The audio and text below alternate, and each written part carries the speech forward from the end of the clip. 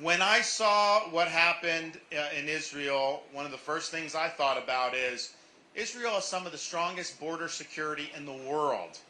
Do you think our enemies have not been exploiting our open border in this country over the last 2.5 years? We've had over 7 million people come illegally into the country, and it's not all people from Central America. We've had people from Iran, we've had people from China, Russia, other places in the Middle East. We've had people, over 100 people on the terrorist watch list come into the country illegally. We've had criminal aliens, we've had cartels trafficking people. You name it, it's happened. So that is a huge national security risk to this country. I said publicly on numerous occasions before Hamas attacked Israel that there would be, and I'm not wishing this, I hope I'm wrong, but the math doesn't lie. There's going to be a terrorist attack in this country that we're going to be able to trace back to that open southern border. So again, massive problems in this country that are self-inflicted by these failed politicians. So, and we've heard a lot about the border over many, many years. I've been hearing about this border for 15 years, 20 years. Republicans, I mean, Democrats don't really care about it anymore, but Republicans always talk about it. We still have a problem.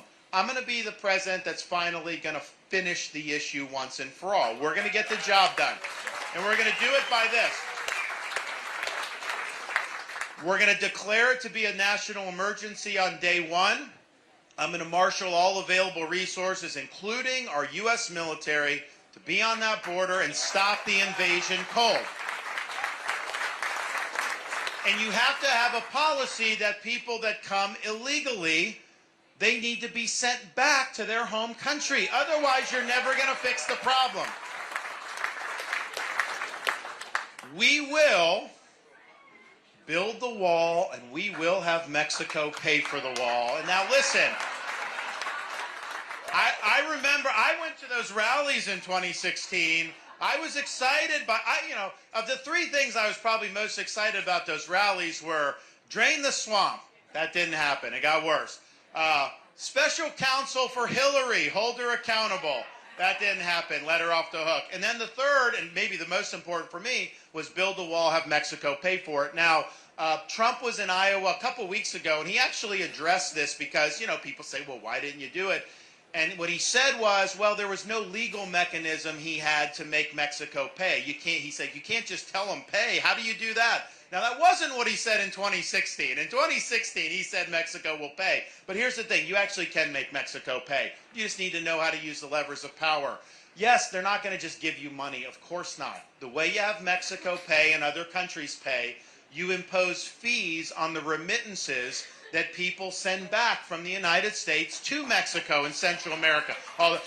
It's $90 billion a year. Even a relatively small fee generates billions of dollars to go straight into the construction of that border wall, and we will finish that job, and I will get the job done. So, I like to tell people I'm the only one running who 100% of the promises I've made as governor I've delivered on, and I will deliver on my promises as president. But you know what I'm going to do even better than that? I'm going to deliver on other people's promises too. So I will get that done.